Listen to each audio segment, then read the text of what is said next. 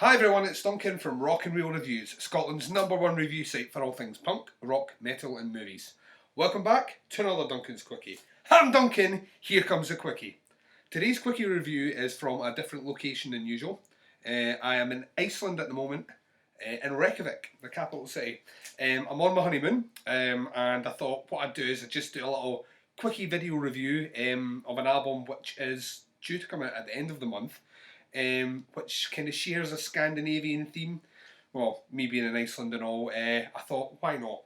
So you're in my hotel room, a very plush, swanky hotel room, and let's do a little Quickie review. Now, there's a record label called Svart Records. That's Svart as in black, and I think it's black in German, but it's not a German label. And recently they've been putting out quite a lot of weird stuff, kind of doomy stuff. I've quite enjoyed it. I've already reviewed 2 albums from this record label already this year. I did Beast Milk earlier on in the year, which I really liked. Had a kind of Misfits feel to it, but kind of more on the doomier side. And a band from Iceland called Ceremonia, who are also kind of doom rock, kind of slight, kind of sludgy element as well in there. Both reviews are up on the rockandreelreviews.com website, so you should go and check them out. And I actually really like both releases. Both are from Scandinavian countries. I think Beast Milk is Swedish.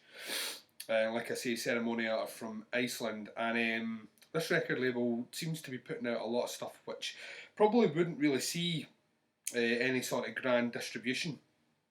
Which brings me to this release. This band are called the Opium Warlords, and they're from Finland. And their new album EP, it's only 5 tracks, but it's quite lengthy, so we'll call it an album. It's called We Meditate Under the Pussy in the Sky. Rather interesting name for an album. And it says on the artwork that this is the second release from the band. Now, I have my notes at the side of me here, just in case you wonder why I keep turning away, because there's a lot of kind of weird things we have to discuss with this release. This release comes out on the 30th of November, so I'm probably reviewing this a good couple of weeks before you'll be able to buy it. But if you're into your sort of kind of doomy, funeral doomy, or even kind of rock doomy music, then this is a band you might want to check out. But don't get me wrong, it's not for everyone. There's 5 tracks on the EP. The first one is what I would class as an introductory track, but it's about 5 minutes long, and it just kind of builds just layers of instruments and doesn't really go anywhere. And I'm not actually a firm fan of it. I think that if you really want to get to the kind of crux of what makes the EP or album so good, you really need to start off from track number 2, which is called Slippy, and it's about 12 minutes long, and it's a bit of a juggernaut of a track. There's a lot of kind of almost disorientating sort of kind of bleak rock mixed in with kind of layers of kind of beautiful clean sections, and almost like a kind of jazz rock feel to it as well. Some of the kind of really distorted guitar lines are not a million miles away from what you would hear on a Dillinger Escape Plan release, for example.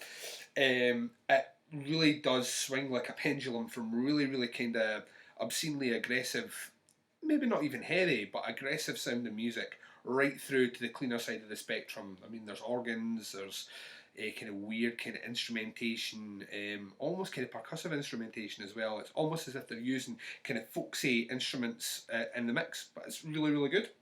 The track after that, I'm just going to check the name here, is called Lammet for a Builder of Karakoto.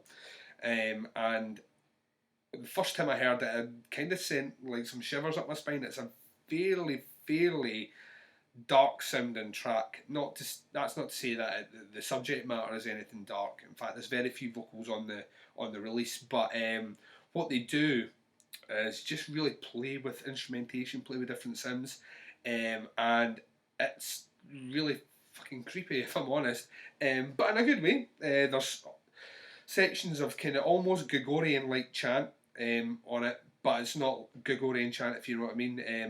I think Tool have used similar things before. It's kind of drone vocals, which are layered over, kind of harmonising with each other in sections. I quite like it.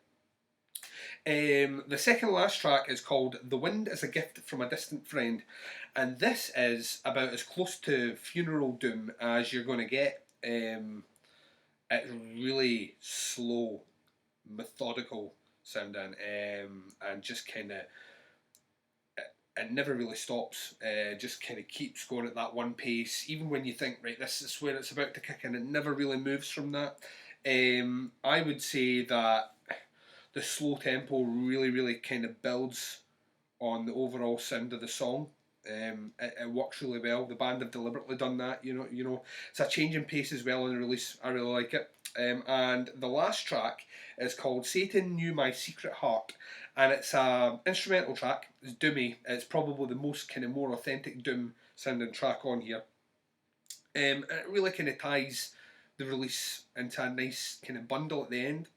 Now the total length for the 5 tracks is over 30 minutes, so you really kind of you're getting quite a bit of music here. I don't know how much Svart Records are going to put out for in terms of money to buy, but if it's like your standard 5-track release, then you're going to really be rewarded here. It's really cool.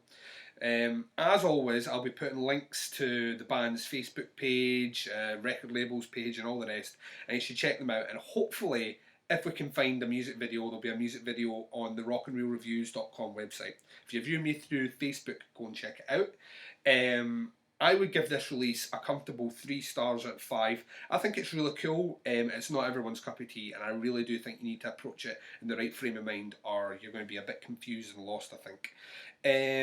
But that was Duncan's Quickies from Iceland, from Reykjavik, on my honeymoon. That's how dedicated I am. Next one you shall get from me will hopefully be in front of the Eiffel Tower in Paris, and maybe we'll see if we can try and find some Parisian metal to talk about then. But until the next time, I shall see you later. Keep it real, guys. Yoink!